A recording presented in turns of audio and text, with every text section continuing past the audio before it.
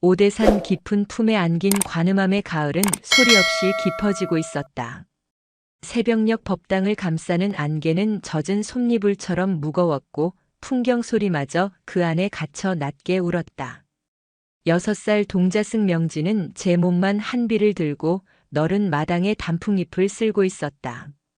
붉고 노란 잎들은 밤새 이슬을 맞아 축축했고 비질을 할 때마다 젖은 흙냄새가 훅 끼쳐왔다. 고사리 손으로 쥔 빗자루는 버거웠지만 명진의 얼굴에는 힘든 기색 하나 없었다. 그저 사각사각 빗질 소리와 자신의 작은 숨소리가 섞이는 것이 즐거운 듯했다. 조금만 힘을 주면 뱃살이 부러질세라 조심조심 잎들을 모으는 모습은 영락없는 아이였다. 동그란 머리 위로 아침 햇살이 부서지며 부드러운 빛의 태를 만들었다. 그 빛을 받으며 말갛게 드러난 이마와 까만 눈동자는 티 없이 맑았다. 속세의 번뇌가 무엇인지 알지 못하는 그저 부처님의 자비 아래 하루하루를 배우고 자라는 깨끗한 영혼이었다. 명진아. 마루 끝에 앉아 묵묵히 그 모습을 지켜보던 주지 지공 스님이 나직이 불렀다. 명진은 빗자루를 얌전히 내려놓고 총총 걸음으로 스님에게 다가갔다. 스님, 이만큼 쓸었습니다. 자랑스럽다는 듯 명진이 가리키는 곳에는 제법 큰 단풍잎 무더기가 쌓여 있었다. 지공 스님은 인자한 미소를 지으며 명진의 머리를 부드럽게 쓰다듬었다. 스님의 손길은 늘 따뜻하고 마른 껍질처럼 편안했다. 고단하지 않으냐? 아니옵니다. 재미있습니다.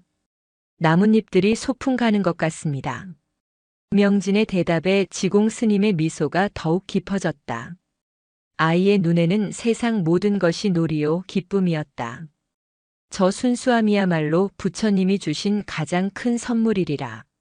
지공 스님은 명진의 작은 어깨를 감싸 안으며 먼 산을 바라보았다. 산허리를 휘감은 구름과 그 위로 드러난 푸른 하늘, 그 경계에서 울긋불긋 타오르는 단풍의 조화는 한 폭의 그림이었다. 저 대자연의 섭리처럼 이 작은 아이의 삶 또한 순리대로 흘러가기를. 스님은 조용히 마음속으로 발언했다. 오전 공양이 끝나고 명진은 지공 스님의 어깨를 주무르는 것으로 하루의 공부를 대신하곤 했다. 스님의 어깨는 오랜 세월의 무게로 단단하게 굳어 있었다. 명진은 작은 주먹으로 통통 정성껏 두드렸다. 스님, 여기가 많이 아프십니까? 돌멩이가 들어있는 것 같습니다. 허허 이놈. 그 돌멩이가 내 스승을 지탱하는 것이니라. 세월의 무게라는 것이다. 지공 스님은 눈을 감은 채 명진의 손길을 받았다. 아이의 손은 작았지만 그 손길이 닿는 곳마다 뭉친 근육이 조금씩 풀리는 듯 했다. 그런데 이따금 명진은 이상한 것을 보았다. 스님의 어깨를 주무를 때면 다른 사람들에게서 보이는 검고 탁한 기운이 스님에게서는 전혀 보이지 않았다. 그저 맑고 투명한 빛만이 잔잔히 흐를 뿐이었다. 그것이 무엇을 의미하는지는 알 수 없었지만 명진은 그 맑은 빛을 보는 것이 좋았다. 마음이 편안해지는 느낌이었다. 그날 오후 마을의 만월 보살이 공양미 한 자루를 이고 가파른 산길을 올라왔다. 가을 거지를 끝내고 부처님께 감사의 공양을 올리러 온 것이었다. 땀으로 흠뻑 젖은 얼굴이었지만 그 표정에는 충만한 기쁨이 어려 있었다. 스님, 부처님 은덕으로 올해도 풍년이었습니다. 보살의 정성이 지극하니 부처님께서 감응하신 게지요. 이리 무거운 것을 어찌 혼자 지고 왔소? 지공 스님은 보살을 마루에 앉히고 시원한 샘물을 한 사발 건넸다. 명진은 큰 눈을 깜빡이며 보살을 쳐다보았다. 그런데 보살의 허리춤에서 시커먼 덩굴 같은 것이 엉겨 붙어 있는 것이 보였다. 마치 오래 묵은 나무 뿌리처럼 질기고 음습한 기운이었다. 다른 사람의 눈에는 보이지 않는 오직 명진의 눈에만 보이는 고통의 형상이었다. 보살은 샘물을 마시고 허리를 펴려다 아이고 하는 신음을 뱉었다. 허리가 많이 안 좋으신가 보오. 네, 스님. 자식 낳고 생긴 고질병입니다. 비가 오려는 날이면 더 쑤시고 아립니다. 만월 보살이 허리를 두드리며 인상을 찡그렸다. 그 순간 명진은 자신도 모르게 보살의 곁으로 다가갔다. 그리고는 까만 덩굴이 가장 굵게 뭉쳐있는 곳, 보살의 오른쪽 허리 아래를 작은 손가락으로 꾹 눌렀다. 여기가 많이 아픕니다. 아무런 의도 없는 그저 보이는 것을 말했을 뿐인 천진한 행동이었다. 만월 보살은 깜짝 놀라 명진을 돌아보았다. 아이가 짚은 곳은 평소에도 가장 통증이 심한 자신만이 아는 부위였기 때문이다. 어머나 동자 스님, 어찌하셨소? 보살의 눈이 동그래지자 명진은 어깨를 으쓱하며 지공 스님의 뒤로 쏙 숨어버렸다. 지공 스님의 눈빛이 순간 깊어졌다. 그는 모든 것을 알고 있다는 듯 부드럽지만 단호한 목소리로 말했다. 아이라 그렇습니다. 어서 들어가 약과라도 내오너라. 명진은 스님의 말에 불이 나게 부엌으로 달려갔다. 자신의 행동이 무엇을 의미하는지, 보살의 놀람이 어떤 파장을 일으킬지 명진은 알지 못했다. 그저 보이는 것을 보았고 아픈 곳을 짚어주었을 뿐이었다. 하지만 그 작은 손길이 관음암의 고요한 가을을 흔드는 시작이 되리라는 것을 지공 스님은 예감하고 있었다. 스님은 가만히 한숨을 내쉬며 붉게 물들어가는 서쪽 하늘을 바라보았다. 떨어지는 나뭇잎 하나에도 우주의 섭리가 담겨 있듯 이 아이의 비범한 능력 또한 어떤 인과로 이어질 것인가. 지혜로운 노스님의 마음에도 근심의 그림자가 드리우고 있었다. 그날 밤 명진은 잠결에 오른쪽 허리가 뻐근한 것을 느꼈지만 낮에 무거운 쌀자루를 옮기는 것을 도와서 그런가 보다 하고 이내 깊은 잠에 빠져들었다. 며칠이 지났다. 관음암의 일상은 여느 때와 다름없이 흘러갔다. 명진은 새벽 예불을 드리고 마당을 쓸고 스님을 따라 경을 읽었다. 하지만 명진의 마음속에는 작은 파문이 일고 있었다. 만월 보살의 허리를 짚었던 날 이후로 사람들의 몸에 깃든 검고 탁한 기운들이 더욱 선명하게 보이기 시작한 것이다. 어떤 이에게는 안개처럼 희미하게, 어떤 이에게는 뱀처럼 또아리를 튼 채로 각기 다른 모양과 농도로 사람들의 고통이 명진의 눈에 비쳤다. 그것은 단순한 통증의 부위를 넘어 때로는 그 원인까지 희미하게 보여주었다. 산 아래 마을에서 나무를 해다 파는 박영감의 어깨에는 무거운 짐짝의 형상이 검게 눌어붙어 있었고 평생 바느질로 자식을 키운 공양주 보살의 손가락 마디마디에는 날카로운 바늘 수십 개가 박혀있는 듯한 검은 점들이 보였다. 그들의 신음과 고단함이 형상으로 보이는 것이었다. 명진은 혼란스러웠다. 이것은 무엇일까? 왜 나에게만 보이는 것일까? 스님께 여쭤보고 싶었지만 어쩐지 두려운 마음이 들어 입을 뗄 수가 없었다. 아이는 점점 말이 없어지고 혼자 법당 구석에 앉아 생각에 잠기는 시간이 늘어갔다. 그러던 어느 날 지공 스님이 명진을 불렀다. 스님은 아무 말 없이 따뜻한 차를 한 잔 따라 건넸다. 맑은 찬물 위로 하얀 김이 피어올랐다. 명진아, 마음에 담아둔 것이 있느냐? 스님의 목소리는 잔잔했지만 명진의 마음속을 꿰뚫어 보는 듯 했다. 명진은 고개를 숙인 채 찻잔만 만지작거렸다. 얼마 전부터 사람들에게서 이상한 것이 보입니다. 마침내 명진이 작은 목소리로 입을 열었다. 이상한 것이라니. 아픈 사람들한테서 검은 실타래 같은 것이 보입니다. 아주 많이 엉켜 있습니다. 만월 보살님 허리에도 있었고 박영감님 어깨에도 있었습니다. 명진은 자신이 보는 것을 서툰 말로 설명하기 시작했다. 지공 스님은 말없이 아이의 고백을 들었다. 스님의 표정에는 놀라움이 없었다. 마치 언젠가는 듣게 될 이야기라는 것을 알고 있었다는 듯 그저 깊은 연민의 눈으로 명진을 바라볼 뿐이었다. 명진의 이야기가 끝나자 스님은 긴 침묵 끝에 입을 열었다. 그것은 사람들의 업보와 고통의 그림자이니라. 업보 말씀이십니까? 그렇다. 저마다 살아오면서 지은 인연과 행위의 결과가 몸과 마음에 흔적을 남기는 것이지. 너는 그 흔적을 볼 수 있는 특별한 눈을 가졌구나. 지공 스님은 자리에서 일어나 법당의 창을 열었다. 서늘한 가을 바람이 들어와 촛불을 흔들었다. 명진아, 잘 듣거라. 그 힘은 부처님께서 중생을 어여삐 여기는 마음을 내게 빌려주신 것이나 함부로 사용해서는 안 될 힘이다. 스님의 목소리는 어느 때보다 엄중했다. 내가 그 검은 실타래를 풀어주려 할 때마다 그 무게는 고스란히 너에게 옮겨올 것이다. 남의 짐을 대신 지는 것과 같은 이치다. 아직 연꽃 봉오리와도 같은 내가 감당하기에는 너무나 무거운 짐이니라. 명진은 스님의 말을 다 이해할 수는 없었지만 그것이 아주 무섭고 중요한 이야기라는 것은 직감할 수 있었다. 남을 도와주면 그 아픔이 나에게 온다. 그날 만월 보살의 허리를 짚어주고 나서 자신의 허리가 뻐근했던 것이 떠올랐다. 그럼 아픈 사람을 보고도 모른 척해야 합니까? 명진의 맑은 눈에 물기가 어렸다. 아이의 순수한 마음에는 스승의 가르침이 너무나 어렵고 아프게 다가왔다. 모른 척하는 것이 아니라 스스로 이겨낼 기회를 주는 것이다. 모든 병과 고통에는 그것을 얻게 된 원인이 있고 그것을 통해 얻는 깨달음 또한 있는 법이다.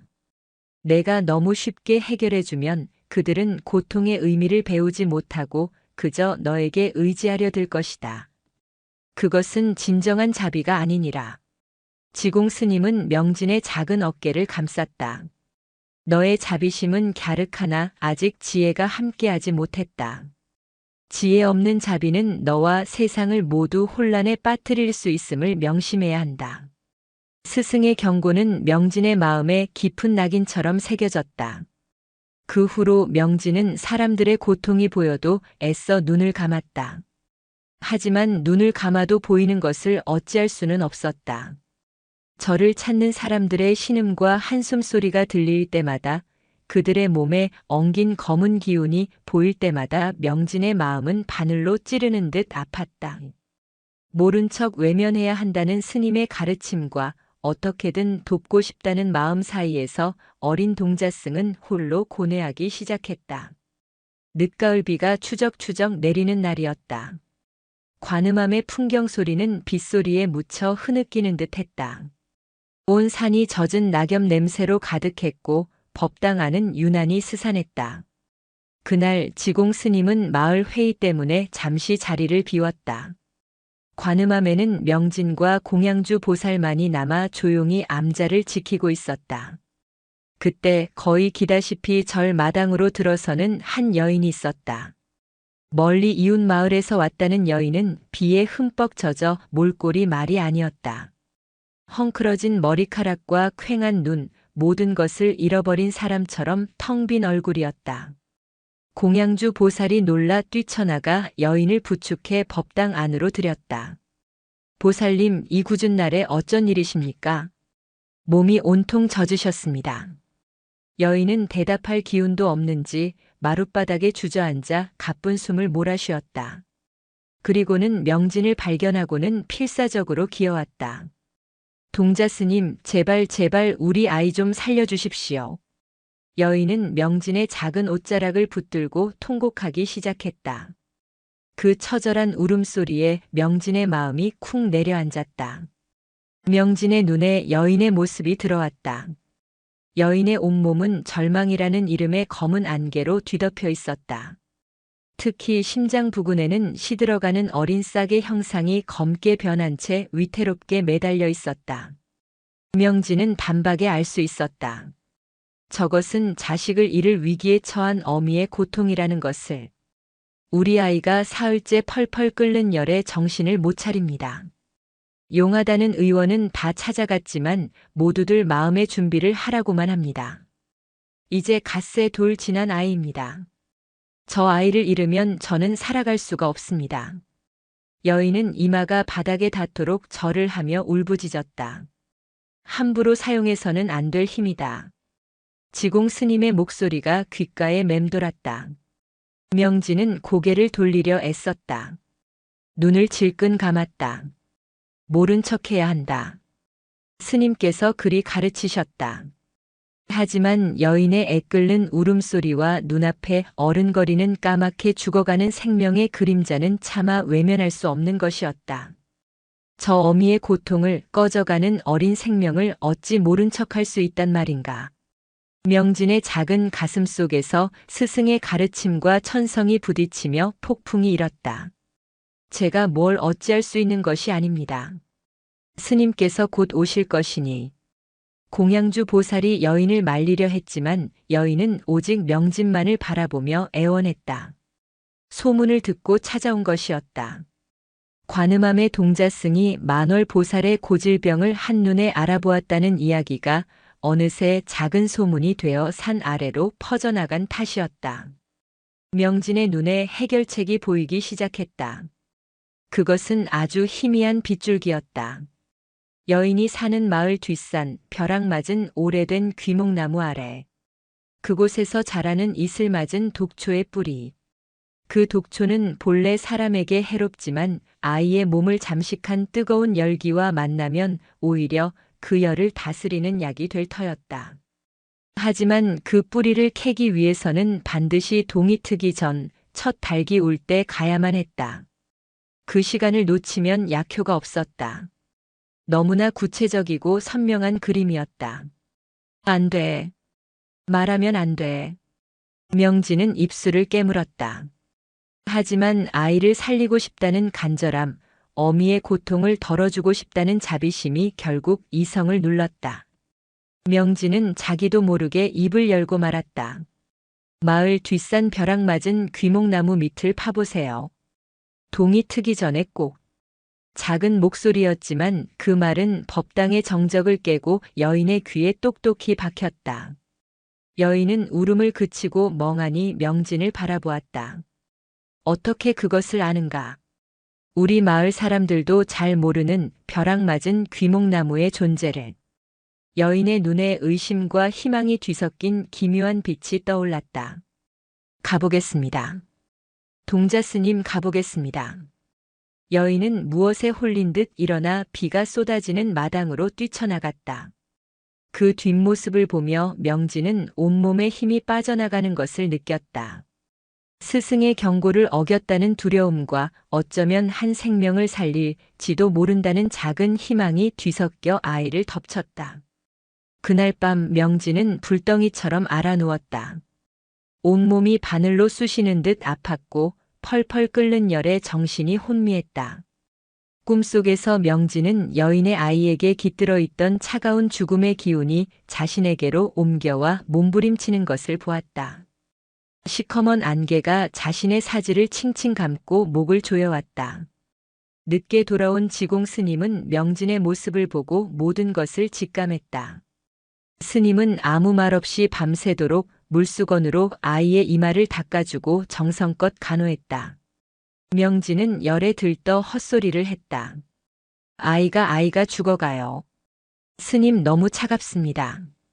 지공 스님은 핏기 없이 잠꼬대를 하는 명진을 내려다보며 깊은 한숨을 내쉬었다. 어리석은 녀석.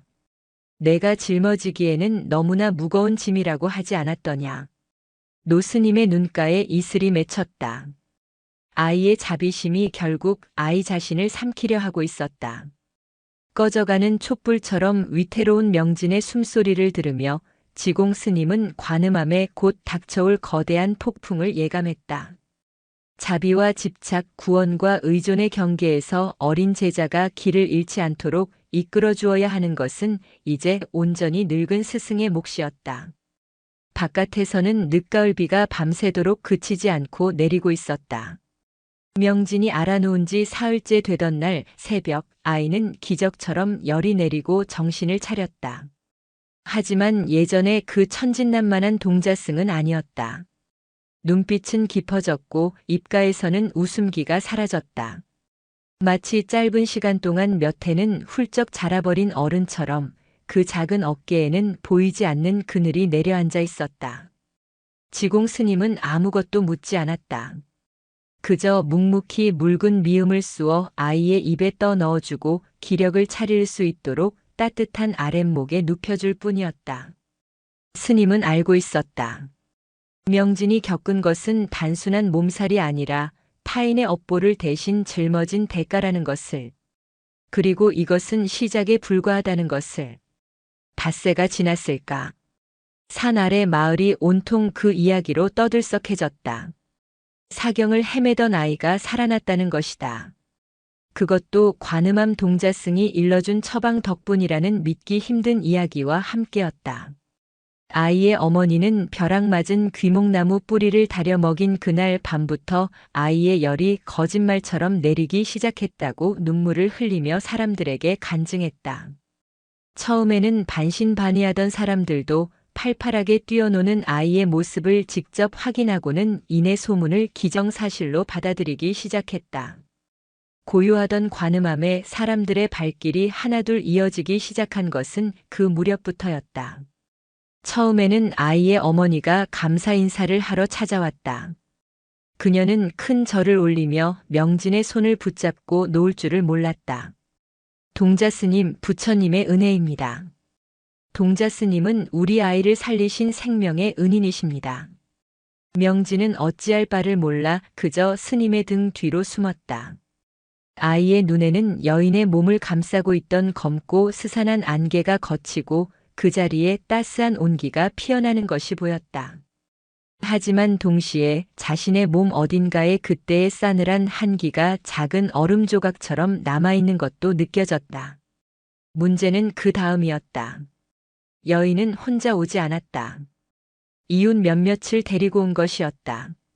저마다 얼굴에는 근심과 고통의 빛이 역력했다. 한 노파는 지팡이에 의지한 채 다가와 자신의 흐릿한 눈을 가리켰고 한 사내는 허리를 짚으며 고된 바칠로 얻은 병을 호소했다. 동자스님, 제 눈도 좀 봐주시오. 점점 앞이 보이질 않아 살 수가 없어. 저 역시 이놈의 허리 때문에 농사를 지을 수가 없습니다. 방도를 좀 알려주십시오. 그들의 몸에는 어김없이 검고 탁한 기운들이 엉겨 있었다. 지공 스님이 그들을 막아섰다. 여러분, 돌아가십시오. 명진이는 그저 어린아이일 뿐입니다. 여러분이 들은 소문은 그저 우연의 일치일 뿐, 이 아이에게는 그런 신통력이 없습니다. 스님의 목소리는 단호했지만 사람들은 물러서지 않았다. 절박함은 이성을 마비시키고 맹목적인 믿음을 낳는 법이었다. 그들은 지공 스님의 말을 믿으려 하지 않았다. 그저 어린 제자의 능력을 감추려는 노스님의 겸양으로 치부할 뿐이었다. 스님, 그리 말씀 마시고 한 번만 자비를 베풀어 주십시오. 이대로는 정말 죽을 것 같아 찾아왔습니다. 사람들은 법당 앞에 주저앉아 물러설 기미를 보이지 않았다. 명진은 방 안에서 그들의 애원 소리를 들으며 몸을 떨었다. 스승의 경고와 눈앞의 고통 사이에서 아이의 마음은 또다시 갈피를 잡지 못했다. 도와주고 싶었다. 저들의 아픔을 덜어주고 싶었다. 하지만 그 끝에 찾아올 고통이 두려웠다. 불덩이 같던 밤의 기억이 생생했다. 명진은 방문 틈으로 마당을 내다보았다. 수십 년 기침병을 알아온 최영감의 가슴에는 시커먼 손뭉치가 틀어박혀 있었고 얼마 전 남편을 잃은 과부의 등에는 거대한 슬픔의 그림자가 망령처럼 매달려 있었다. 그들의 고통이 눈에 보이고 그들의 신음이 귀에 들리는데 어찌 외면할 수 있단 말인가. 명진은 죄책감에 입술을 깨물었다. 내가 가진 이 능력이 차라리 없었더라면, 아무것도 보지 못하고 듣지 못했더라면 이토록 괴롭지는 않을 텐데. 결국 지공 스님은 그들을 돌려보내지 못했다. 스님은 법당을 열고 그들에게 부처님의 가르침을 설했다. 모든 병과 고통은 마음에서 비롯되는 것이며 참된 치유는 자신의 업을 스스로 닦는 데서 시작된다는 법문을 전했다. 하지만 사람들의 귀에는 스님의 지혜로운 법문이 들어오지 않았다. 그들의 눈은 오직 문틈으로 간간히 보이는 작은 동자승의 모습만을 좇고 있었다. 그날 저녁 공양을 마치고 모두가 돌아간 뒤 지공 스님은 명진을 불렀다. 스님의 얼굴은 그늘져 있었다. 명진아, 보았느냐? 네, 스님. 사람들의 고통은 바다와 같아서 내가 가진 작은 조약돌 하나로 메울 수 있는 것이 아니다. 오늘 한 사람을 구해주면 내일은 10사람이 몰려올 것이고 그 다음 날은 100사람이 너를 찾아올 것이다. 스님의 말은 현실이 되어가고 있었다. 며칠이 지나자 관음암으로 향하는 좁은 산길은 사람들의 행렬로 끊이지 않았다. 강원도 첩첩산 중의 작은 암자는 순식간에 세상의 모든 고통이 모여드는 거대한 수용소처럼 변해버렸다. 평화롭던 마당은 저마다의 사연을 풀어놓는 사람들의 한숨과 탄식으로 가득 찼고 고즈넉하던 풍경 소리는 그들의 울음소리에 묻혀 들리지 않았다. 관음암의 오랜 고요는 그렇게 깨져버렸다. 명진은 더 이상 마당을 쓸 수도 스님의 어깨를 주무를 수도 없었다. 아이는 방 안에 갇힌 새처럼 사람들의 눈을 피해 숨어 지내야 했다. 하지만 문 밖에서 들려오는 애끓는 목소리들은 아이의 마음을 끊임없이 흔들었다. 그러던 어느 해질녘이었다. 한 젊은 안악이 갓난 아이를 업고 거의 탈진한 상태로 암자에 도착했다. 아이는 숨소리조차 제대로 내지 못하고 축 늘어져 있었다. 안악은 명진의 방문 앞에 무릎을 꿇고 피가 나도록 이마를 찧었다. 동자 스님, 제발 이 아이 좀 살려주세요. 태어난 지 100일도 안 된 아이입니다. 동자 스님께서 다른 아이를 살리셨다는 소문을 듣고 밤낮을 걸어왔습니다. 명진은 방문에 귀를 대고 안악의 울음소리를 들었다. 그리고 아이에게서 뿜어져 나오는 꺼져가는 촛불 같은 위태롭고 차가운 기운을 느꼈다. 이대로 두면 오늘 밤을 넘기기 힘들 터였다. 명진의 안에서 무언가 무너져 내렸다. 두려움도 스승의 경고도 아무것도 생각나지 않았다. 오직 꺼져가는 저 작은 생명을 살려야 한다는 생각뿐이었다. 명진은 조용히 문을 열었다. 그리고 안악에게 다가가 아이의 배를 짚으며 나직이 말했다. 아이의 배냇똥을 조금 떼어 따뜻한 꿀물에 타서 먹이세요. 아주 조금만. 너무나 터무니없는 처방이었다. 하지만 절망의 끝에 서 있던 안악에게는 그것이 부처님의 계시처럼 들렸다. 안악은 수없이 고개를 조아리며 감사를 표하고는 황급히 산을 내려갔다. 그 모습을 지켜보던 명진의 몸에 싸늘한 한기가 스며들었다. 다리가 후들거리고 눈앞이 아찔했다. 또다시 그 무게가 자신에게로 옮겨오는 것이 느껴졌다. 명진은 비틀거리며 방으로 돌아와 그대로 쓰러지듯 자리에 누웠다. 창밖에는 어느새 어둠이 짙게 깔리고 있었다. 그 어둠 속에서 더 많은 사람들이 관음암을 향해 산을 오르고 있었다. 소문은 날개를 단 듯 퍼져나갔다. 관음암의 동자승이 죽어가는 아이를 둘이나 살렸다는 이야기는 온 나라로 번져나갈 기세였다. 사람들은 명진을 아기 부처라 부르기 시작했다. 고통받는 중생을 구원하기 위해 어린아이의 몸으로 나투신 부처님이라는 것이었다.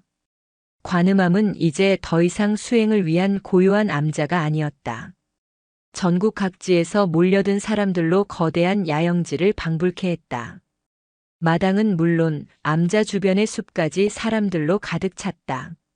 그들은 먹고 자고 또 하염없이 기다렸다. 아기 부처의 자비로운 손길이 자신에게 닿기만을. 새벽 예불의 청아한 목탁 소리는 사람들의 기침 소리와 아이들의 울음소리, 그리고 저마다의 고통을 호소하는 아우성에 묻혀버렸다. 명진이 쓸던 마당에는 사람들이 버린 쓰레기와 지푸라기들이 나뒹굴었다. 지공 스님은 찾아오는 이들을 막지 못했다. 그들의 얼굴에 깃든 절박함과 고통을 외면할 수 없었기 때문이었다. 다만 스님은 법당에 앉아 끊임없이 법문을 설하며 그들의 어리석은 집착을 깨우치려 애쓸 뿐이었다. 여러분, 진정한 구원은 밖에서 오는 것이 아니라 여러분의 마음 안에서 찾는 것입니다. 이 어린아이가 여러분의 모든 고통을 해결해 줄 수 있는 것이 아닙니다. 인과의 법칙을 바로 보고 자신의 삶을 바로 세우는 것이야말로 모든 괴로움에서 벗어나는 유일한 길이니라. 하지만 스님의 말에 귀 기울이는 이는 거의 없었다. 그들은 지혜를 구하러 온 것이 아니었다. 당장 눈앞의 고통을 없애줄 기적을 원하러 온 것이었다. 그들의 믿음은 이미 광기에 가까웠다. 명진의 삶은 완전히 무너져 내렸다. 아이는 하루 종일 방 안에 갇혀 지공 스님이 정해준 몇몇 사람만을 만나야 했다. 스님은 병세가 위중하거나 사정이 딱한 이들을 가려 뽑아 명진에게 들여보냈다. 하지만 그것만으로도 어린 명진이 감당하기에는 벅찬 일이었다. 명진이 보는 고통의 빛깔은 점점 더 복잡하고 탁해졌다. 처음에는 순수한 육체의 고통이 대부분이었지만 이제는 사람들의 뒤틀린 욕망과 집착이 검은 기운에 섞여 보이기 시작했다.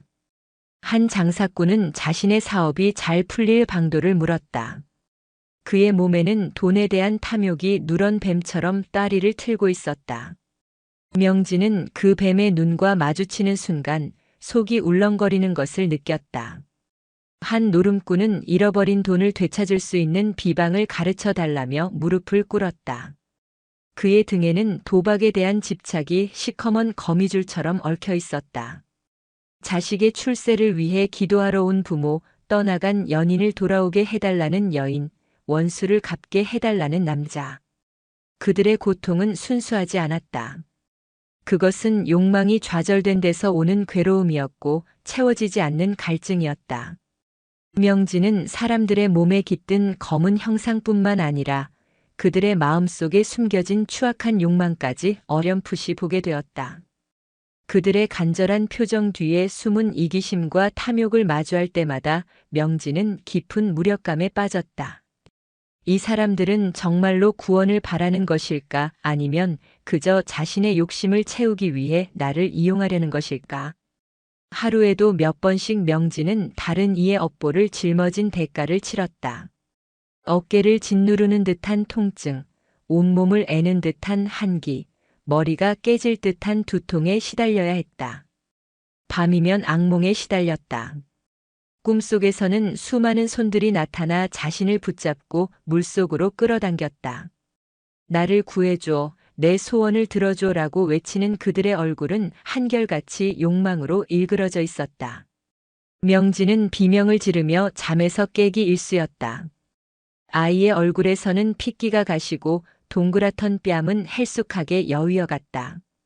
천진하던 눈빛은 텅 비어버렸고 6살 아이에게서는 찾아볼 수 없는 깊은 피로와 염세가 그늘처럼 드리워져 있었다.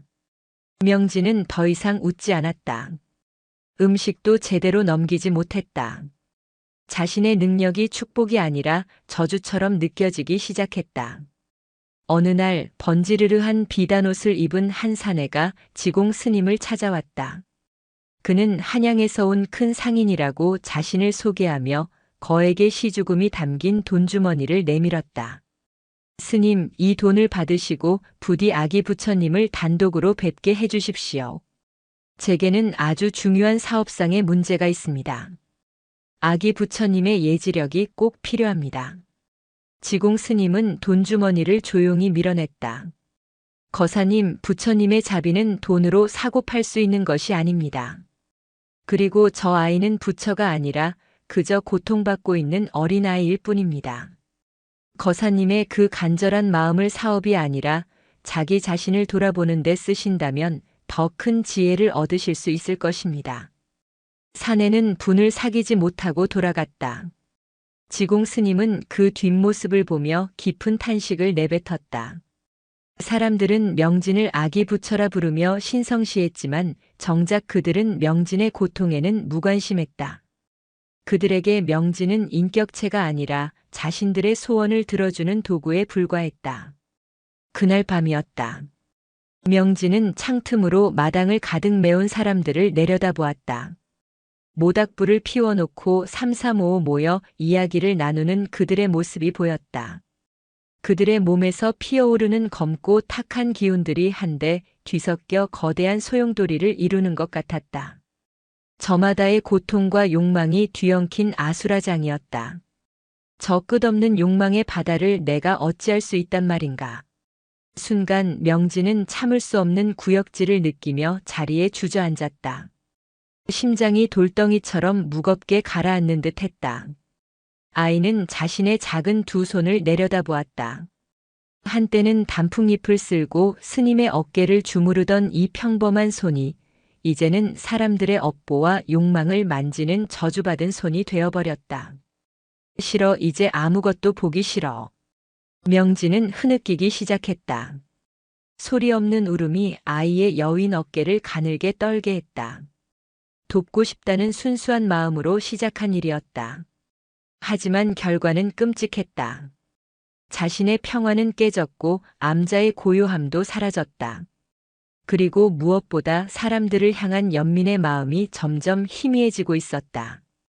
그 자리를 채우는 것은 알 수 없는 공포와 깊은 환멸이었다. 명진은 방문을 걸어 잠갔다. 더 이상 아무도 만나고 싶지 않았다. 자신의 존재 자체가 끔찍하게 느껴지는 밤이었다. 명진이 문을 걸어 잠그고 칩거에 들어가자 관음함에 모여든 사람들은 술렁이기 시작했다. 처음 며칠은 아기 부처께서 기력이 쇠하여 휴식을 취하신다더라. 더 큰 중생을 구제하기 위해 기도를 올리신다더라 하는 식의 이야기들을 나누며 참고 기다렸다. 하지만 일주일이 넘도록 명진이 모습을 드러내지 않자 그들의 인내심은 서서히 바닥을 드러냈다. 기다림에 지친 사람들의 얼굴에서 간절함은 사라지고 조급함과 불만이 자리 잡기 시작했다. 우리가 먼 길을 달려온 정성을 생각해서라도 얼굴은 비춰주셔야 하는 것 아닌가. 이러다 내 병이 더 깊어지면 누가 책임질 텐가? 혹시 높은 양반들만 몰래 만나주고 있는 것은 아니겠지? 의심은 꼬리를 물고 번져나갔고 억측은 분노를 낳았다. 일부 거친 사내들은 명진이 머무는 요사체의 문을 두드리며 고함을 치기도 했다. 아기 부처님 나와주시오. 그들의 외침은 애원이라기보다는 윽박에 가까웠다. 자비와 구원을 갈구하던 이들의 입에서 어느새 추악한 이기심과 폭력성이 고개를 들고 있었다. 암자의 분위기는 험악해졌다. 지공 스님은 매일같이 마당에 나가 사람들을 달랬다. 스님은 쉰 목소리로 법문을 전하고 그들의 마음을 다스리려 애썼다. 여러분 보십시오. 여러분의 마음이 바로 지옥을 만들고 있습니다. 아이를 부처라 부르며 떠받들 때는 언제고 이제는 자신의 뜻대로 되지 않는다 하여 이리 소란을 피우는 것이 과연 부처님을 믿는 사람의 도리입니까? 저 문 안에 있는 것은 신이 아니라 여러분의 고통에 댄 작은 아이일 뿐입니다. 여러분의 욕심이 아이를 병들게 하고 있습니다. 진정으로 아이를 위한다면 이제 그만 집착을 내려놓고 각자의 자리로 돌아가십시오. 스님의 일갈에 몇몇은 부끄러운 듯 고개를 숙였지만 대부분은 여전히 요지부동이었다. 그들에게는 스님의 가르침보다 당장 해결해야 할 자신의 문제가 더 중요했다. 그들은 마치 비톡촉을 하러 온 사람들처럼 암자를 떠나지 않았다. 한편 문을 걸어 잠근 방 안에서 명진은 자신과의 힘겨운 싸움을 벌이고 있었다. 바깥에 소란스러운 소리가 희미하게 들려왔다. 그 소리들은 날카로운 파편이 되어 아이의 마음을 후벼 팠다. 명진은 이불을 머리끝까지 뒤집어 쓴 채 귀를 막았다. 하지만 사람들의 얼굴과 그들에게서 보았던 검은 형상들은 눈을 감아도 사라지지 않았다. 자신을 향한 원망과 분노의 기운이 파도처럼 밀려와 숨을 막히게 했다. 명진은 사람들을 돕고 싶었을 뿐인데 왜 그들은 나를 이토록 괴롭게 하는 것일까? 연민으로 시작했던 마음은 어느새 원망과 분노로 변해가고 있었다. 사람들의 어리석음이 미웠고 그들의 끝없는 욕심이 혐오스러웠다. 그리고 그런 생각을 하는 자기 자신이 끔찍하게 싫었다. 부처님의 제자가 어찌 중생을 미워할 수 있단 말인가? 명진은 깊은 자기 혐오와 죄책감에 빠져들었다. 어느 깊은 밤 명진은 깊은 잠인지 꿈인지 모를 상태에 빠져들었다. 눈을 뜨자 아이는 끝을 알 수 없는 어두운 공간에 홀로 서 있었다. 발밑은 질척했고 공기는 차고 무거웠다. 그때 사방에서 검은 실타래들이 안개처럼 피어오르기 시작했다.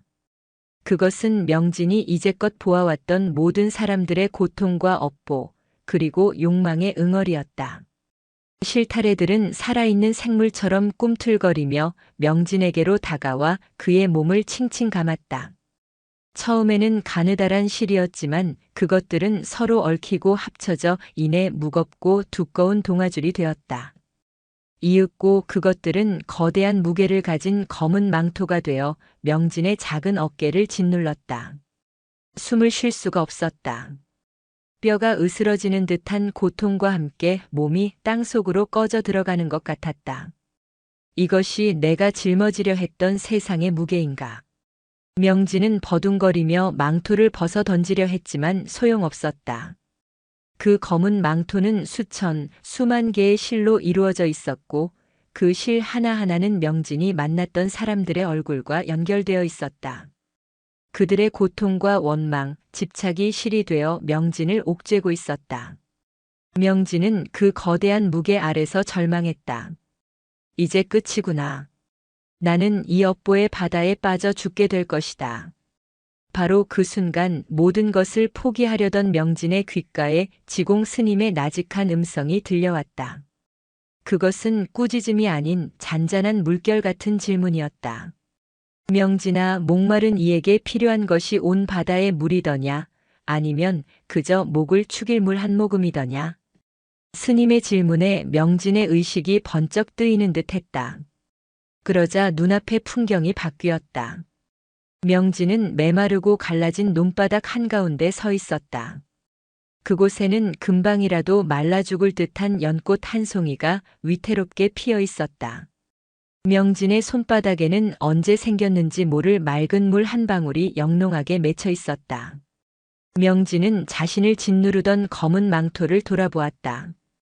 그것은 여전히 어깨 위에 있었지만 이전처럼 감당 못할 무게는 아니었다. 아이는 조심스럽게 연꽃 앞으로 다가가 손바닥에 물방울을 꽃잎 위에 떨어뜨렸다. 그러자 시들어가던 연꽃이 아주 조금, 정말 아주 미세하게 생기를 되찾는 것이 보였다. 그것은 세상을 구하는 거창한 기적이 아니었다. 그저 메마른 꽃잎을 적시는 작은 물 한 방울, 가장 필요한 순간에 건네는 순수한 자비의 마음이었다. 모든 짐을 짊어지는 것이 아니라 꼭 필요한 이에게 꼭 필요한 만큼의 도움을 주는 것. 그것이야말로 지혜로운 자비가 아닐까. 명진은 꿈에서 깨어났다. 온몸은 식은 땀으로 흠뻑 젖어 있었지만 마음은 비가 갠 하늘처럼 고요하고 맑았다. 며칠 동안 자신을 괴롭히던 지독한 혼란과 절망의 폭풍이 잦아든 후였다. 아이는 자리에서 일어나 조용히 방문의 빗장을 풀었다. 문 밖에는 지공 스님이 묵묵히 앉아 있었다. 마치 명진이 문을 열고 나올 것을 알고 있었다는 듯이. 스님은 아무 말 없이 명진의 헬쑥한 얼굴을 바라보았다. 명진은 스승의 눈을 똑바로 마주했다. 그 눈빛은 더 이상 두려움과 혼란에 떨고 있는 어린아이의 것이 아니었다. 세상의 모든 고통의 무게를 어깨로 느끼고 그 깊은 심연에서 간신히 빠져나온 구도자의 눈빛이었다. 명진은 스님을 향해 깊이 허리를 숙였다. 그리고 떨리는 목소리로 하지만 분명한 어조로 입을 열었다. 스님, 저는 이제 어찌해야 합니까? 그것은 더 이상 자신의 능력에 대한 질문이 아니었다. 앞으로 걸어가야 할 길에 대한 자신의 운명에 대한 근원적인 물음이었다. 지공 스님은 작은 제자의 어깨를 부드럽게 감싸 안았다. 이제 마지막 가르침을 전할 때가 왔음을 직감하며 명진이 굳게 닫혔던 방문을 열고 나왔을 때 새벽의 푸른 빛이 법당 마루를 희미하게 적시고 있었다. 밤새 소란을 피우던 사람들은 지쳐 잠들었거나 모닥불 주위에 웅크리고 앉아 새벽의 한기를 견디고 있었다. 세상의 모든 소음이 잠시 숨을 죽인 그 고요의 시간에 지공 스님은 명진을 데리고 법당 안으로 들어섰다. 스님은 향을 피우고 좌정했다. 매캐하면서도 마음을 가라앉히는 짙은 향냄새가 법당을 가득 메웠다. 스님은 아무 말 없이 명진에게 차를 한 잔 따라 주었다. 찻잔을 든 명진의 손이 미세하게 떨리고 있었다. 며칠간의 칩거로 아이의 몸은 쇠약해져 있었지만 그 눈빛만은 이전과 비교할 수 없을 정도로 깊고 고요했다. 그 눈은 스승에게 답을 구하고 있었다. 스님, 저는 이제 어찌해야 합니까? 마침내 명진이 입을 열었다. 그 목소리에는 원망도 두려움도 자책도 섞여 있지 않았다. 오직 길을 잃은 자의 순수한 물음만이 담겨 있었다. 지공 스님은 따뜻한 찻잔을 든 채 조용히 눈을 감았다. 그리고는 아주 오랜 시간이 흐른 뒤 강가의 조약돌처럼 낮고 부드러운 목소리로 이야기를 시작했다. 명진아, 내가 겪은 고통이 얼마나 깊었을지 이 늙은 스승은 헤아릴 길이 없다. 너는 중생의 아픔을 내 몸으로 직접 겪었으니 그것은 어지간한 수행자가 평생을 가도 얻기 힘든 귀한 경험이니라. 스님의 말은 위로였지만 명진은 그저 묵묵히 다음 말을 기다렸다. 허나 너는 두 가지 극단에 치우쳐 스스로를 괴롭혔다. 스님은 눈을 뜨고 명진을 바라보았다. 그 눈빛은 자애로우면서도 모든 것을 꿰뚫어 보는 듯한 지혜로 빛나고 있었다. 첫 번째 극단은 탐욕의 극단이다. 모든 중생을 구제하겠다는 그 마음, 모든 고통을 내 한 몸으로 해결해 주겠다는 그 마음은 언뜻 보기에 숭고한 자비심처럼 보이지만 그 뿌리에는 내가 할 수 있다는 아상과 내가 해야 한다는 집착이 숨어 있다. 그것은 타인의 업보에 대한 탐욕이며 너 자신을 잃게 만드는 길이다. 너는 그 길의 끝에서 불덩이 같은 고통을 맛보았지. 명진은 고개를 끄덕였다. 스님의 말은 자신의 경험을 그대로 비추는 거울과 같았다. 사람들의 고통을 덜어줄 때마다 느꼈던 희미한 성취감, 그리고 그 뒤에 찾아왔던 감당 못할 무게. 그것이 바로 집착의 다른 이름이었음을 이제야 알 것 같았다. 두 번째 극단은 혐오의 극단이다. 사람들의 끝없는 욕망과 어리석음에 지쳐 문을 걸어 잠그고 그들을 미워하고 내게 주어진 능력마저 저주하며 세상을 등지려 한 마음. 그것은 고통을 피하려는 또 다른 집착이며 모든 인연을 끊어버리려는 어리석음이다. 그 길의 끝에는 오직 차가운 절망과 고독만이 있을 뿐이다. 너는 그 어두운 방 안에서 그 길의 끝 또한 보았을 것이다. 명진의 어깨가 가늘게 떨렸다. 방문을 걸어 잠근 채 사람들의 목소리를 저주하고 자신의 눈을 멀게 해달라고 빌었던 순간들이 떠올랐다. 그것이 탐욕의 반대편에 있는 또 다른 지옥이었음을 아이는 뼈저리게 느끼고 있었다. 부처님께서 가르치신 길은 그 양극단 사이를 흐르는 강물과 같은 중도의 길이다. 그것은 어중간한 타협이 아니라 양극단이 모두 어리석음임을 꿰뚫어 보는 지혜의 길이지. 지공 스님은 찻잔을 내려놓고 명진의 작은 손을 잡았다. 스님의 손은 따뜻하고 힘이 있었다. 명진아, 너는 사람들의 고통을 보았지만 그 고통의 뿌리를 보지는 못했다. 그들의 아픔은 홀로 존재하는 것이 아니라 그들의 삶 전체와 그들이 지어온 수많은 인과의 사슬 속에서 피어난 꽃과 같은 것이다. 내가 꽃만 꺾어준다고 해서 뿌리가 사라지겠느냐? 뿌리가 살아있는 한 그 자리에서는 똑같은 고통의 꽃이 다시 피어날 뿐이다. 그럼 저는 아무것도 할 수 없는 것입니까? 명진의 목소리에 다시 희미한 절망감이 스쳤다. 아니다. 할 수 있는 것과 해야만 하는 것을 구분하는 지혜를 배워야 한다. 스님은 명진을 데리고 법당 문 앞으로 걸어 나갔다. 동쪽 하늘이 옅은 주홍빛으로 물들기 시작하고 있었다. 마당을 가득 메운 사람들은 여전히 잠에 취해 있었다. 저들을 보아라. 저들은 저마다의 강을 건너야 할 나그네들이다. 너는 저들을 모두 등에 업고 강을 건널 수는 없다. 내가 그리 하려 한다면 너는 강 중간에서 저들의 무게에 짓눌려 함께 물에 빠져 죽게 될 것이다. 스님은 관음암 뒤편의 작은 연못을 가리켰다. 지난 여름 피었던 연꽃은 지고 없었지만 그 자리에 마른 연잎 몇 개가 남아 있었다. 너의 역할은 저들을 업고 강을 건너는 것이 아니라 강을 건널 수 있는 튼튼한 뗏목을 만들어주는 것이다. 혹은 깊은 여울과 얕은 여울을 알려주는 등대와 같은 것이다. 스스로의 힘으로 강을 건널 수 있도록 그 방법을 가르쳐주는 지혜. 그것이 내가 베풀어야 할 진정한 자비이니라. 지혜 말씀이십니까? 그렇다. 자비는 연민의 마음인 비와 평온과 기쁨을 주려는 마음인 자가 함께해야 온전해진다. 너는 이제껏 비의 마음에만 치우쳐 있었다. 남의 아픔을 내 아픔처럼 느끼는 그 마음은 귀하지만 지혜가 따르지 않으면 너와 남을 모두 수렁에 빠뜨린다. 진정한 자의 마음은 그들이 스스로 고통에서 벗어날 수 있는 길을 열어주는 것이다. 때로는 모진 말을 해야 할 때도 있고 때로는 매정하게 등을 돌려야 할 때도 있는 법이다. 스님의 말이 이어질수록 명진의 마음속을 가득 채우고 있던 짙은 안개가 걷히는 듯 했다. 어젯밤 꿈속에서 보았던 마른 연꽃과 손바닥 위에 물 한 방울의 의미가 선명하게 다가왔다. 온 바다에 물을 퍼부어 세상을 구하려 했던 어리석음. 그것이 자신을 짓눌렀던 검은 망토의 정체였다. 목마른 이에게 필요한 것은 온 바다의 물이 아니라 갈증을 해소할 물 한 모금이다. 너의 능력은 세상을 구원하는 기적의 셈이 아니다.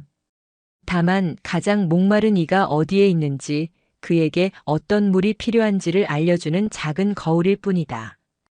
그 거울을 어떻게 사용할지는 온전히 너의 지혜에 달려 있다. 지공 스님은 명진의 머리를 부드럽게 쓰다듬었다. 너는 이제 저들에게 가야 한다. 그리고 내가 줄 수 있는 것과 줄 수 없는 것을 분명히 알려주어야 한다. 기적을 구하러 온 이들에게는 실망을, 지혜를 구하러 온 이들에게는 작은 길을 보여주어야 한다. 그것이 너의 새로운 시작이 될 것이다. 두렵겠느냐? 명진은 조용히 고개를 저었다. 두렵지 않았다. 오히려 마음이 평온했다. 무엇을 해야 할지, 어떻게 걸어가야 할지를 알게 되었기 때문이었다. 길고 긴 어둠의 터널을 지나 마침내 한 줄기 빛을 발견한 기분이었다. 스님, 저는 이제 알겠습니다. 제가 보아야 할 것은 사람들의 고통 그 자체가 아니라 그 고통 너머에 있는 그들의 마음이라는 것을. 제가 덜어주어야 할 것은 그들의 아픔이 아니라 그 아픔에 매달려 있는 그들의 집착이라는 것을요. 어린 동자승의 입에서 나온 말이라고는 믿기 힘든 깊은 깨달음이 담긴 말이었다. 지공 스님은 아무 말 없이 미소를 지었다. 스님의 눈에는 대견함과 안쓰러움이 함께 담겨 있었다. 제자는 가장 혹독한 방법으로 가장 깊은 가르침을 스스로 체득한 것이었다. 아침 해가 오대산 능선 위로 솟아오르며 황금빛 햇살을 관음한 마당 위로 쏟아내기 시작했다. 그 빛을 받으며 잠에서 깨어난 사람들이 하나둘 웅성거리기 시작했다. 바로 그때 굳게 닫혀있던 요사체의 문이 열리고 헬쑥하지만 그 누구보다 맑고 단단한 눈빛을 한명진이 지공 스님과 함께 마루 위로 걸어 나왔다. 아침 햇살이 마당의 먼지를 황금빛으로 물들일 때 명진이 모습을 드러내자 잠에서 덜 깬 사람들의 웅성거림이 순간 멎었다. 이내 군중은 거대한 파도처럼 법당 앞으로 밀려들었다. 열흘 가까이 기다려온 아기 부처의 등장이었다. 나오셨다. 아기 부처님이 드디어 나오셨다. 제발 제 병부터 봐주십시오. 3대 독자란 말입니다. 망해버린 우리 집안을 일으켜 주십시오. 사람들의 외침은 간절함을 넘어선 요구였고 그들의 눈빛은 믿음이라기보다는 맹목적인 갈망에 가까웠다. 수백 개의 욕망이 뒤섞인 혼탁한 기운이 거대한 압력처럼 명진을 덮쳐왔다. 예전 같았으면 그 기운에 짓눌려 숨도 제대로 쉬지 못했을 터였다. 하지만 지금 명진은 달랐다. 아이는 그들의 아우성 속에서도 흔들리지 않는 바위처럼 고요했다. 명진의 눈에는 여전히 그들의 고통과 업보가 보였다. 등골이 휘도록 일만하다 병든 노인의 어깨에는 무거운 쟁기의 형상이, 자식을 앞세운 어미의 가슴에는 시커먼 슬픔의 구멍이 뚫려 있었다. 그러나 이제 명진은 그 너머를 보았다. 쟁기 형상에 얽힌 가난을 벗어나고픈 평생의 집착을 보았고 슬픔의 구멍을 메우려는 죽은 자식에 대한 미련과 놓지 못하는 마음을 보았다. 고통 그 자체가 아니라 고통에 달라붙어 그것을 더욱 키우는 마음의 덩굴들을 본 것이었다. 지공 스님이 마른 기침으로 좌중을 조용히 시켰다. 그리고는 한 걸음 뒤로 물러서며 모든 것을 명진에게 맡긴다는 무언의 신뢰를 보냈다. 6살 동자승이 수백의 군중 앞에 홀로 섰다. 아이는 너무나 작고 연약해 보였지만 그 존재감은 법당을 가득 채우고도 남았다. 명진은 합장한 채 천천히 눈을 감았다가 떴다. 그리고는 아이답지 않은 맑고 차분한 목소리로 입을 열었다. 그 목소리는 크지 않았지만 이상하게도 마당 구석까지 또렷하게 울려 퍼졌다. 먼 길을 오시느라 고생 많으셨습니다. 첫 마디는 평범한 인사였다. 사람들은 숨을 죽이고 다음 말을 기다렸다. 기적의 비방 혹은 자신들의 고통을 해결해 줄 신통한 한마디를 기대하는 눈치였다. 그러나 명진의 입에서 나온 것은 이야 애프기 하나였다. 어느 마을에 아주 마음씨 착한 나그네가 있었습니다. 사람들이 의아한 표정으로 서로를 쳐다보았다. 나그네는 신비한 샘물을 가진 조롱박을 가지고 다녔습니다. 그 샘물은 어떤 병이든 낫게 해주는 신비한 힘이 있었습니다. 나그네는 길에서 만나는 병든 사람들에게 기꺼이 샘물을 나누어 주었고 수많은 사람들을 고통에서 구해주었습니다. 소문은 온 나라에 퍼졌고 사람들은 나그네를 살아있는 부처라 칭송하며 그가 가는 곳마다 구름처럼 몰려들었습니다. 이야기에 몰입한 사람들의 눈이 반짝였다. 그것이 바로 자신들이 기대하던 이야기였기 때문이다. 사람들은 더 이상 스스로 약초를 찾으려 하지 않았고 의원을 찾지도 않았습니다. 그저 나그네의 샘물만을 기다렸습니다. 아픈 사람이 없어도 미래의 병을 막기 위해 샘물을 달라는 사람도 생겼고 샘물을 받아 되파려는 사람도 나타났습니다. 나그네는 밤낮으로 샘물을 길어 사람들에게 나누어 주느라 잠시도 쉴 틈이 없었습니다. 명진의 목소리는 담담했지만 듣는 이들은 그 이야기 속에서 자신들의 모습을 어렴풋이 보고 있었다. 그러던 어느 날 나그네는 길가에 쓰러져 앓고 있는 자신의 늙은 어머니를 발견했습니다. 나그네는 급히 조롱박을 기울였지만 어찌된 일인지 조롱박에서는 단 한 방울의 물도 나오지 않았습니다. 사람들의 끝없는 욕심을 채워주느라 샘이 모두 말라버린 것이었습니다. 나그네는 자신의 어머니조차 구하지 못한 채 통곡하며 그 자리에 쓰러지고 말았습니다. 이야기가 끝나자 마당에는 무거운 침묵이 흘렀다. 몇몇은 이야기가 주는 교훈을 어렴풋이 깨달은 듯 얼굴을 붉혔고 몇몇은 여전히 어리둥절한 표정이었다. 명진은 군중을 천천히 둘러보며 다시 입을 열었다. 저는 그 이야기 속의 어리석은 나그네였습니다. 여러분의 아픔을 보는 작은 능력이 있다는 이유로 제가 세상의 모든 고통을 해결할 수 있으리라 착각했습니다. 여러분의 갈증을 해결해 주기 위해 제 안의 샘이 모두 마를 때까지 물을 퍼내려 했습니다. 그러나 그것은 저와 여러분 모두를 위한 길이 아니었습니다. 명진은 자신의 작은 손을 펼쳐 보였다. 제 손에 들린 것은 신비한 샘물이 아닙니다. 저는 여러분의 병을 낫게 할 수도, 여러분의 가난을 없애줄 수도, 여러분의 소원을 이루어줄 수도 없습니다. 단호한 말에 군중 속에서 실망의 탄식이 터져나왔다. 뭐라고? 그럼 우린 여태 헛걸음을 했다는 말인가? 가지고 놀았구나, 우리를. 험악한 목소리들이 터져나왔다.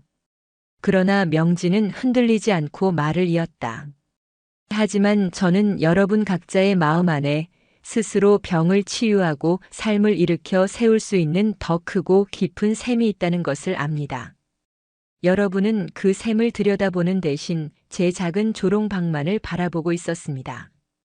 여러분의 고통은 여러분의 것입니다.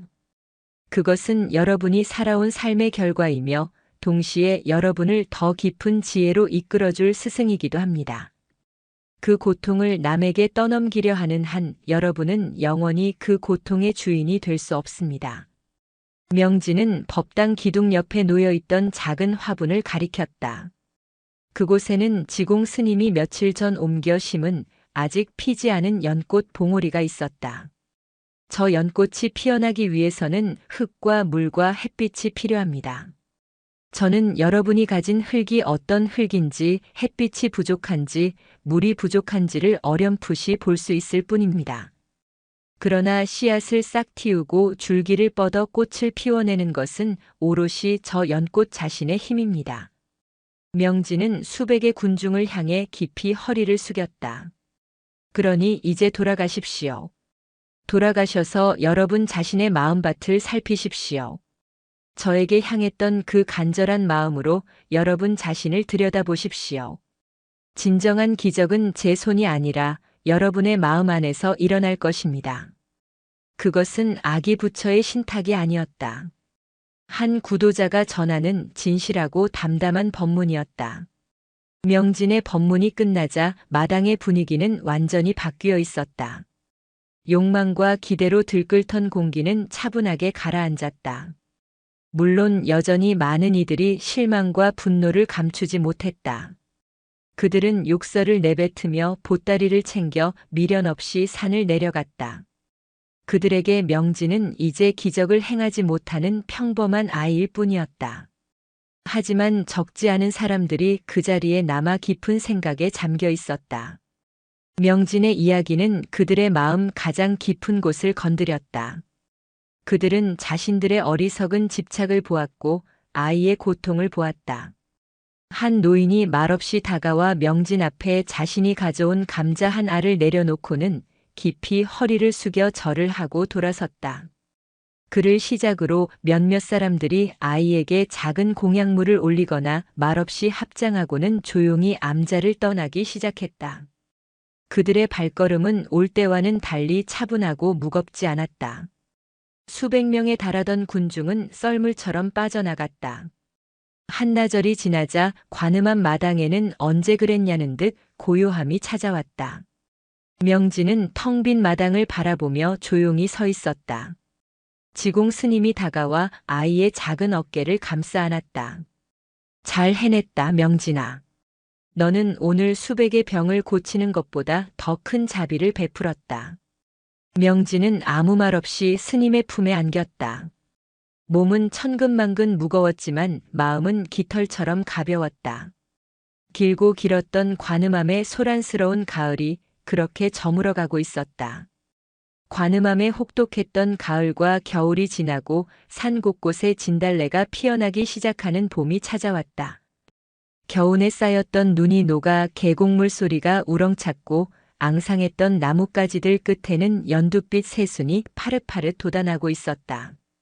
한바탕 홍역을 치렀던 관음암 마당에도 어느새 파릇한 풀들이 돋아나 상처를 덮어주고 있었다.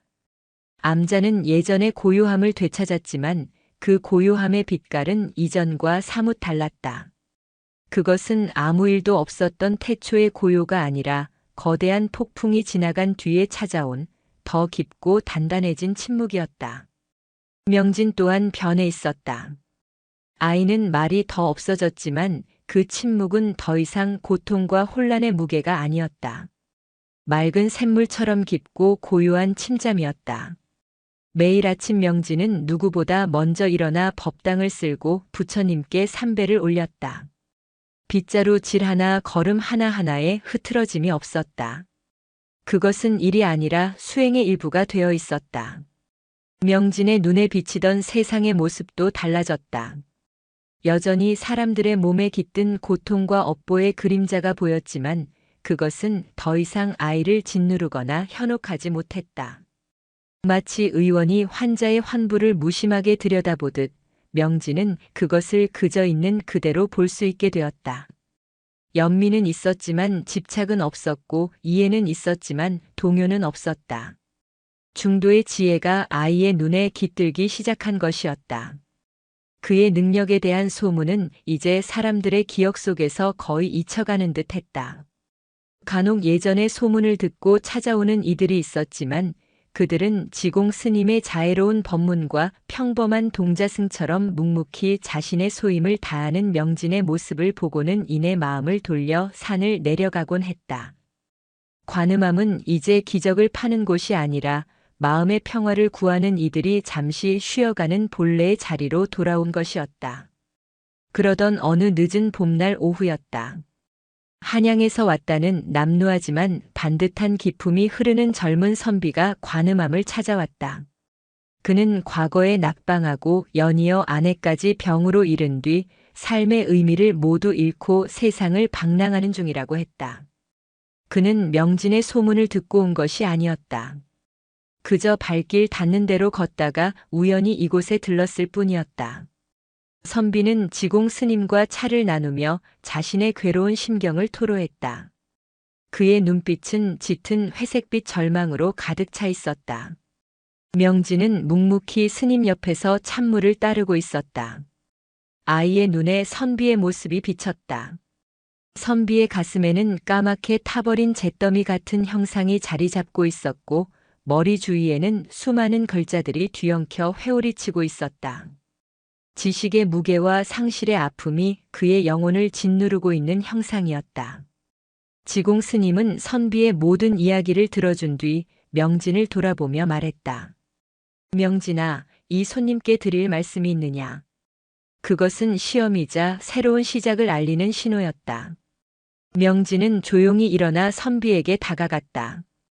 그리고는 선비가 허리춤에 차고 있던 낡은 책 한 권을 조심스럽게 가리켰다. 선비님, 그 책이 많이 무거워 보이십니다. 선비는 의아한 표정을 지었다. 이 책은 제 스승님의 유품이자 제가 평생을 바쳐 공부해온 경전입니다만. 명진은 맑은 눈으로 선비를 올려다보며 말했다. 책 속의 글자는 달을 가리키는 손가락일 뿐, 달 그 자체가 아니라고 들었습니다. 선비님께서는 달은 보지 않으시고 손가락 끝에 묻은 먹물 자국만 보고 계신 듯 합니다. 그 먹물에 돌아가신 부인의 눈물방울이 떨어져 온 세상이 까맣게 번져 보이는 것은 아니옵니까? 명진의 말에는 어떠한 신통력도 없었다. 그저 아이의 눈에 보이는 것을 비유로 풀어낸 담담한 한마디였을 뿐이다. 하지만 그 말은 날카로운 비수가 되어 선비의 가슴에 박혔다. 선비는 마치 머리를 큰 망치로 얻어맞은 듯한 표정으로 멍하니 명진을 바라보았다. 그는 평생을 지식과 명예 속에서 살아왔다. 아내의 죽음이라는 거대한 슬픔조차 그는 경전 속의 글귀로 해석하고 이겨내려 애썼다. 슬픔을 있는 그대로 느끼고 흘려보내는 대신 지식이라는 틀 안에 가두려 했던 것이다. 명진의 말은 그의 그 어리석음을 정확히 꿰뚫고 있었다. 손가락에 묻은 먹물, 부인의 눈물방울. 그 비유는 선비가 애써 외면해왔던 진실 그 자체였다. 선비의 눈에서 뜨거운 눈물이 왈칵 쏟아져 내렸다. 그것은 아내를 잃은 슬픔의 눈물이라기보다는 자신을 묶고 있던 껍질이 깨지는 소리와도 같은 참회의 눈물이었다. 그는 어린 동자승 앞에서 아이처럼 한참을 소리내어 울었다. 명진은 그저 조용히 옆에 앉아 그의 슬픔이 모두 흘러나갈 때까지 기다려주었다. 그날 밤 선비는 관음암에서 하룻밤을 묵었다. 그리고 다음 날 아침 떠나는 그의 얼굴은 올 때와는 완전히 다른 사람이 되어 있었다. 절망의 그늘은 거치고 그 자리에는 였지만 분명한 평온함이 자리 잡고 있었다. 그는 지공 스님과 명진에게 큰 절을 올렸다. 스님 그리고 동자 스님. 제 평생의 화두를 얻고 갑니다. 껍데기를 버리고 이제야 진짜 제 길을 걸을 수 있을 것 같습니다. 선비는 허리춤에 책을 풀어 관음암에 보시하고는 한결 가벼워진 발걸음으로 산을 내려갔다. 지공 스님은 그 뒷모습을 바라보며 조용히 미소 지었다. 명진은 스님의 옆에 서서 선비의 등 뒤에서 피어오르는 검은 기운이 한결 옅어져 봄 아지랑이처럼 흩어지는 것을 보고 있었다. 그것은 병을 낫게 하거나 소원을 이루어준 기적이 아니었다. 한 영혼이 스스로 껍질을 깨고 나올 수 있도록 가장 정확한 곳을 톡하고 건드려준 작은 손길이었다. 그것이야말로 명진이 앞으로 걸어가야 할 진정한 구도의 길이요, 지혜로운 자비의 길이었다. 아이는 이제 자신의 능력을 저주하지도 과신하지도 않았다. 그저 고요히 흐르는 강물처럼 인연이 닿는 이에게 꼭 필요한 물 한 방울을 건넬 준비가 되어 있을 뿐이었다. 관음암의 봄은 그렇게 평화롭게 깊어가고 있었다. 세월은 관음암의 기와골을 따라 소리 없이 흘러갔다. 명진의 이마에 어렸던 소년의 솜털이 가시고 앳된 목소리는 차분하게 가라앉았다. 어느덧 16의 청년이 된 명진의 눈빛은 산정의 호수처럼 깊고 맑았다. 한바탕 세상을 떠들썩하게 했던 아기 부처의 이야기는 이제 오래된 전설처럼 사람들의 기억 저편으로 사라져 있었다. 명진에게는 더 이상 사람들의 고통이 검고 흉측한 형상으로 보이지 않았다. 오랜 수행을 통해 그의 눈은 더욱 깊어져 이제는 고통의 그림자뿐만 아니라 그 사람의 기운 전체를 볼 수 있게 되었다. 어떤 이는 타오르는 불꽃처럼 강렬한 기운을, 어떤 이는 고요한 숲처럼 너그러운 기운을 지니고 있었다. 고통의 흔적은 그 사람을 이루는 수많은 빛깔 중 하나일 뿐이었다. 그는 더 이상 그것에 집착하거나 짓눌리지 않았다. 그저 한 사람의 생애가 그려낸 고유한 무늬로 받아들일 뿐이었다. 그의 능력은 이제 함부로 꺼내 쓰는 비수가 아니라 자기 자신과 세상을 비추는 거울이 되어 있었다. 그는 그 거울을 통해 인연의 오고 감을 보았고 생멸의 이치를 배웠다. 그리고 가장 중요한 것을 깨달았다.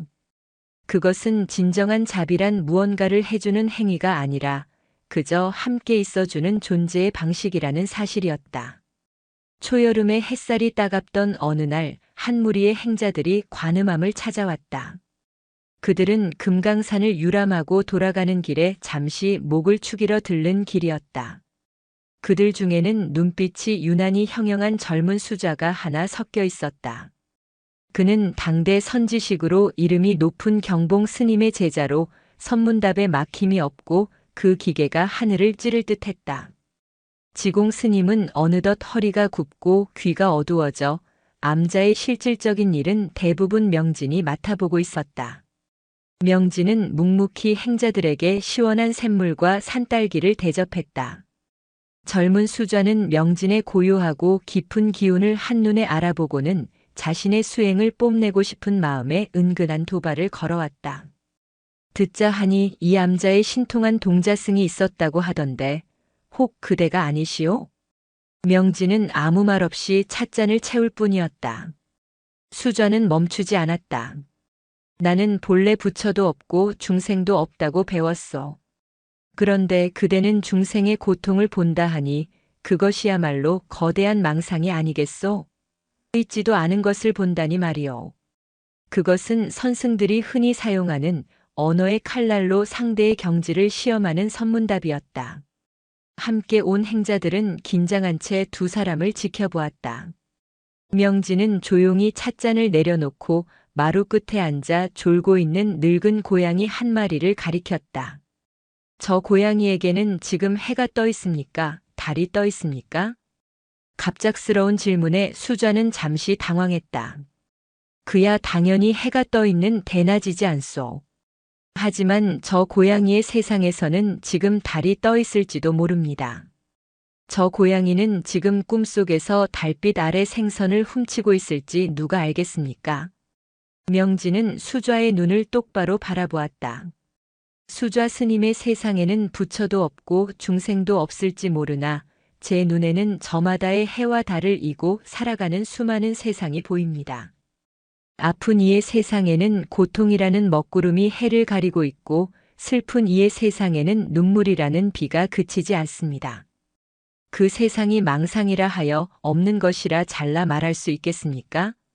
명진의 말은 경전에서 배운 현학적인 언어가 아니었다. 자신의 눈으로 직접 보고 자신의 온몸으로 겪어낸 살아있는 지혜였다. 수좌의 얼굴이 붉게 달아올랐다. 그는 없다는 공의 이치에만 집착한 나머지 있다는 연기의 세상을 보지 못하는 자신의 편협함을 깨달았던 것이다.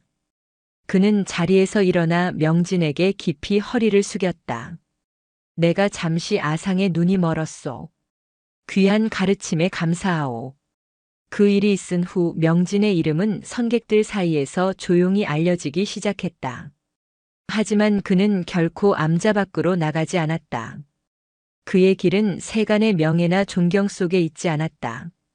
그의 길은 관음함의 뜨락을 쓸고 낡은 법당을 지키고 늙은 스승을 봉양하는 그 장엄하지 않은 일상 속에 있었다. 몇 해가 더 흘러 지공 스님이 고요히 열반에 들었다. 스님은 임종 직전 명진의 손을 잡고 희미한 미소와 함께 한마디를 남겼다. 이제 너의 짐이 되겠구나. 그것은 짐을 지우겠다는 뜻이 아니라 이제 너 또한 누군가의 스승이 되어 그 무게를 짊어질 때가 되었다는 마지막 가르침이었다. 명진은 스승의 다비를 치르고 작은 사리탑을 세웠다. 그리고 관음함의 새로운 주지가 되었다. 어느 늦가을 명진은 지공 스님이 그러했듯 마루 끝에 앉아 붉게 물든 산을 바라보고 있었다. 그때 한 아이가 아픈 할머니를 부축하며 가파른 산길을 올라오고 있었다. 명진은 단박에 알아보았다. 그 아이는 아주 오래전 자신이 처음으로 능력을 사용하여 허리를 짚어주었던 만월보살의 손자였다. 세월이 흘러 이제 할머니가 된 만월보살은 허리가 완전히 굽어 지팡이 없이는 걷지도 못하는 신세가 되어 있었다. 만월보살은 명진 앞에 다가와 희미한 눈으로 그를 한참이나 쳐다보았다. 스님 혹시 아주 오래전 이 절에 있던 동자 스님을 아십니까? 명진은 아무 말 없이 인자한 미소를 지었다.